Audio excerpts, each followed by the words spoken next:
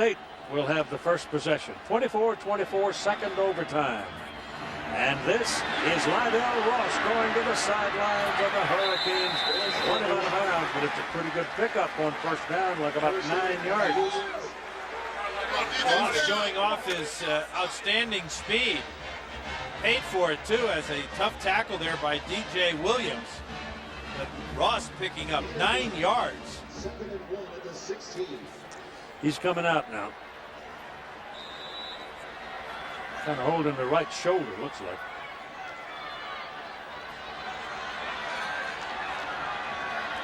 Hemby, freshman tight end, goes in for Ohio State.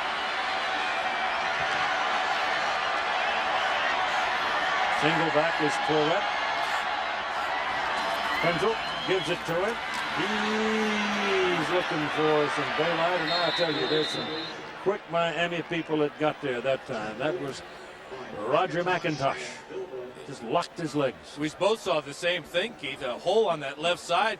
Claret saw it too. He can't believe how quickly McIntosh closed. Starting here and then coming back. Watch McIntosh, number 50. Just keep Claret at the line of scrimmage. It's 3rd down and 1. Claret's carried 22 times tonight for 42 yards. Whew. Not quite 2 yards per carry. Well, let's see here if he can get it this time. No, Krenzel will do it himself. And he just jumps right on the hip pocket of the center and Bryce Bishop, and he rides along with him and has the first down at the 11-yard line. Alex Stepanovich back in at center for Krenzel, who has now rushed 19 times for 80 yards. Well, you know, Stepanovich is he's a wide body. He's 6'4", 310 pounds, from Berea, Ohio. He's a junior. They're all juniors all the way across that offensive front for the Buckeyes. So they're coming back. First down at the 11. Krenzel wants to pass. Now does, and has it completed. Down to the 5-yard line to Michael Jenkins. Maurice Sykes defending. We got a Buckeye offensive line. All those juniors you're talking about, Keith, are doing a pretty good job now of keeping Krenzel upright.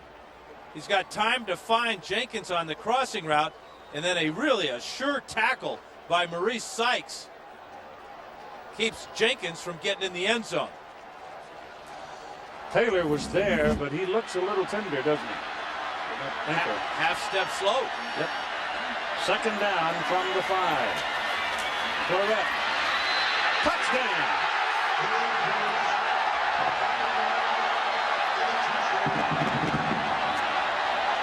Well, Maurice Sykes couldn't do it 2 plays in a row. He had Claret right at the line of scrimmage and could not make the tackle as Claret sidestepped him and accelerated through a huge hole and into the end zone.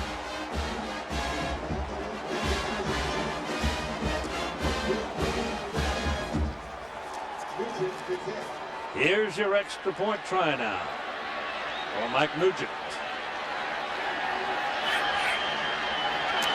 Oh, that snap was low and hard, but the kick is good. Handled well by Andy Groom. Check out the touchdown by Maurice Claret. Sometimes you got to make the first guy miss. Well, the first guy is going to be number 36, Maurice Sykes. Fine job by Clark. There's the broken tackle. There's the touchdown for Ohio State. The down block is excellent by Ryan Hamby. And then Claret staying low, keeping those legs driving, getting the 6 points. And he's carried about 227 pounds, 28 pounds, when he goes in there slamming away. So he is a tough trip. It is now first down for Miami as Ohio State leads 31-24. And it goes to Jared Payton. And Payton has trouble getting back to the line of scrimmage and does not. Remember, the Hurricanes are without Willis McGahee. He suffered an injured knee. And Keith, Miami, curiously, had 2 tight ends in the game there. Thought that they could maybe pound the ball a little bit. Now they take out Eric Winston and bring in Roscoe Parrish. Second down and 11. Ohio State has the lead in this second overtime by 7. Dorsey's pass incomplete. He was pressured. He was trying to get the ball to Kellen Winslow. And Dorsey may be hurt, Keith. He took a hard hit, and he's having a little trouble getting to his feet, but he's trying, and he can't do it. He can't do it. That brings on Derek Crudup. He's the backup quarterback. Middle linebacker Matt Wilhelm. That's a quarterback's worst nightmare. You take the shot from the player himself, and then he drives you all the way to the ground under 245 pounds. That could be any number of things, from a collarbone to a rib injury to a shoulder.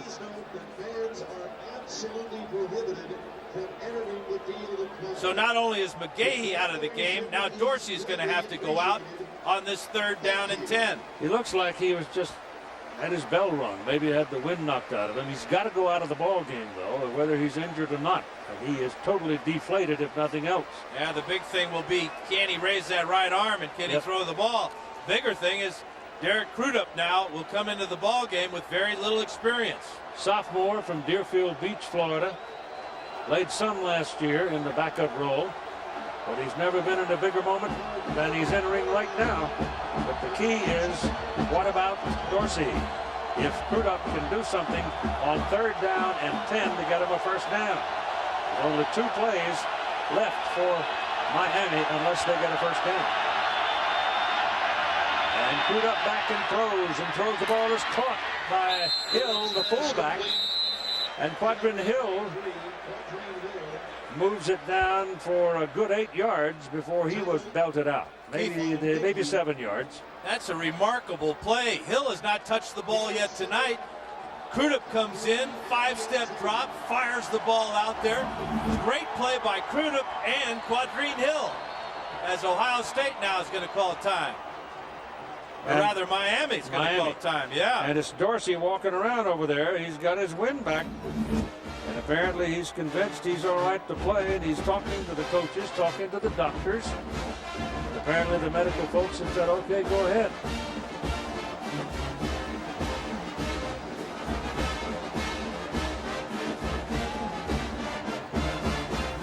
Boy, what a job by Derek Crudup to come in the game totally cold and find a receiver out of the backfield, and Quadrin Hill making the catch now. Comes down to 1 play, you're going to have your horse back in there at quarterback.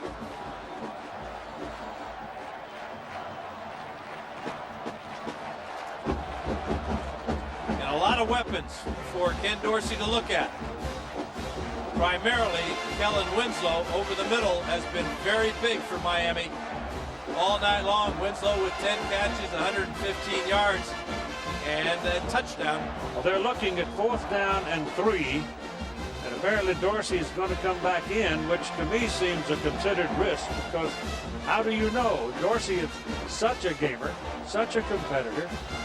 You'd have to drag him kicking and screaming out of there, but you've got to make sure he's sound. Here he comes. They need 3 yards. And Ohio State taking a look at what Miami presented as far as personnel is concerned. They decide to call a timeout and make further adjustments. And that helps Dorsey. Yeah, it gets his head clearer and clearer. Yep. Still would like to see him toss the ball a little bit, but obviously there's nothing wrong with his arm. 34-game win streak on the line. Dorsey's career 38-1 coming into this ball game. Larry Coker succeeded Butch Davis at Miami last year. He's never lost as a head coach. Doesn't know how to make a loser speech. And I don't think is terribly interested in learning.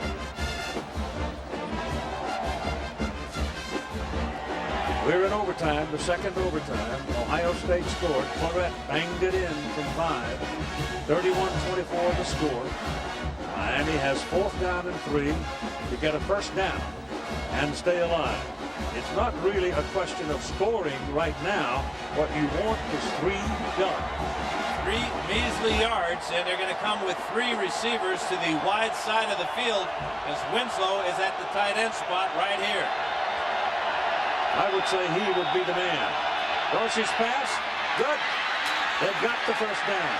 Down at the 10-yard line, it was Winslow, and there's a penalty flag. Hold the phone. Late flag after the play, Keith.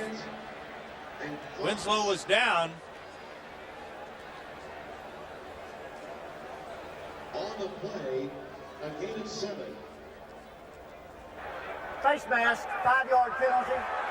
Gain was sufficient for a That first puts down. him on the 5-yard line. I think Dustin Fox is the guilty player for Ohio State. But Winslow so quick out of the break, gets his head around, ball is thrown perfectly right to the numbers, and watch Fox come up. And just that right there, boy, that looks like more than just a 5-yard penalty. They put the ball down on the 6, right on the 6. And it's first and goal for Miami. Dorsey throwing. End zone, no. Penalty flag. A little bit late coming. Hey, he was digging in that back pocket. Couldn't get it out the first time, but Chris Gamble has the pass interference on Andre Johnson. Yeah, but Chris Gamble benefited by that same flag from the same officials down the other end of the field in the other overtime. Didn't he ever? He's just going to reach out and grab Johnson. Look at the power of Johnson to swim to the inside. Gamble was trying to take the inside away by his alignment. And Johnson just too powerful. Now they put the ball at the 2-yard line. Johnson has only 1 catch